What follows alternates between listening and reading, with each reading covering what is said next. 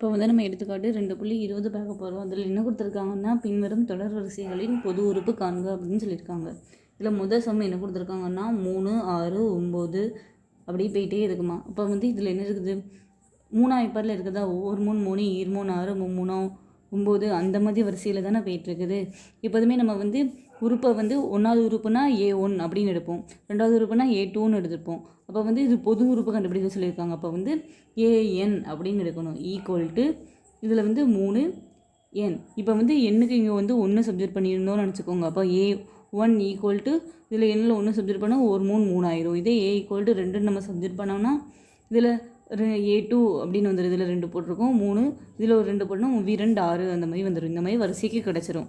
அப்போ வந்து எண் அப்படிங்கிறது வந்து ஒரு நேச்சுரல் எண், இயல் எண் அப்படி அதுக்காண்டி நம்ம எழுதியிருக்கோம். இந்த எண் வந்து இயல் எண்ணோட உறுப்பு அப்படின்னு நம்ம வந்து இதில் எழுதியிருக்கோம்.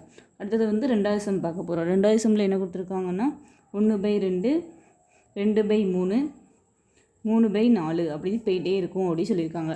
இதுலேருந்து என்ன தெரியுது, இங்கே வந்து 1 இருந்துச்சுன்னா இங்கே வந்து 2 இருக்குது, இங்கே 2 இருந்துச்சுன்னா இங்கே 3 இருக்குது. அப்போ வந்து மேலே இருக்கிற உறுப்போடு வந்து கீழே 1 கூட்டியிருக்காங்க அப்படின்னு அர்த்தம். அப்போ வந்து பொது எண் தானே, பொது உறுப்பு தானே நம்ம கண்டுபிடிக்க போகிறோம். அப்போ வந்து AN ஈக்குவல் டு மேலே எண் இருந்துச்சுன்னா கீழே அதோட 1 கூட்டியிருக்காங்க. அப்போ வந்து n+1 அதேமாதிரி போயிட்டே இருக்கும். இப்போ வந்து இதில் 1 நம்ம சப்ஜெக்ட் பண்ணி பார்த்தோம்னா மேலே 1 ஆயிரும், கீழே 1 + 1 2ன்னு கிடச்சிரும். இதே இது n ஈக்குவல் டு 2 அப்படின்னு நம்ம சப்ஜெக்ட் பண்ணோம்னா மேலே 2 ஆயிரும், கீழே 2 + 1 3 ஆயிரும். அப்போ வந்து இந்த உறுப்பு கிடச்சிட்டு இதேமாதிரி போயிட்டே இருக்கும். அப்போ வந்து n அப்படிங்கிறது வந்து இயல் எண்ணோட உறுப்பு, அதாவது 1 2 3 அந்த மாதிரி சப்ஜெக்ட் பண்ண இதை பொறுத்து இது மாறும் அப்படின்னு போட்டிருக்காங்க. இதோட பொது உறுப்பு கண்டுபிடிச்சோம். இப்போ வந்து நம்ம 3வது சம் பார்க்க போகிறோம். அதில் என்ன கொடுத்துருக்காங்கன்னா 5 - 25 125 அப்படின்னு கொடுத்துருக்காங்க.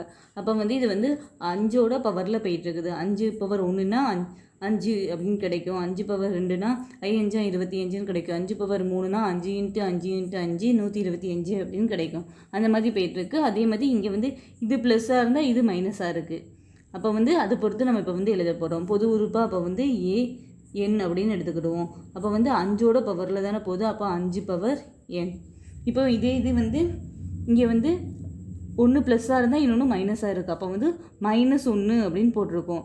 இப்போ வந்து -1 × -1 அப்படின்னா வந்து நமக்கு வந்து +1 கிடச்சிரும். அப்போ வந்து அதோட ஸ்கொயரில் நமக்கு வந்து +1ன்னு கிடச்சிரும். அப்போ மேலே நம்ம என்ன போடுவோம்னா n+1 அப்படின்னு போடுவோம். அப்போ வந்து இந்த மேலே வந்து 1 கொடுத்தா 1 + 1 2 ஆயிருமா. அப்போ வந்து 2னா -1 × -1 ஈக்குவல் டு +1 அப்படின்னு நமக்கு கிடச்சிரும். இதே இது எண் இருக்கிற இடத்துல 2 போட்டோம்னா இதில் 3ன்னு கிடச்சிரும். அப்போ வந்து பவர் வந்து ஒற்றை எண்ணில் கிடச்சா நமக்கு வந்து மைனஸ் கிடச்சிரும், பவர் வந்து ரெட்டை எண்ணில் கிடச்சா நமக்கு வந்து மைனஸ் இல்லாமல் கிடச்சிரும்.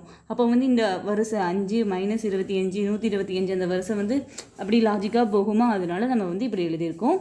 அப்போ வந்து எண் அப்படிங்கிறது வந்து ஒரு இயல் எண், அதோட உறுப்பு அப்படின்னு சொல்லி நம்ம எடுத்திருக்கோம். இதோட இந்த சம் அவ்வளோதான்.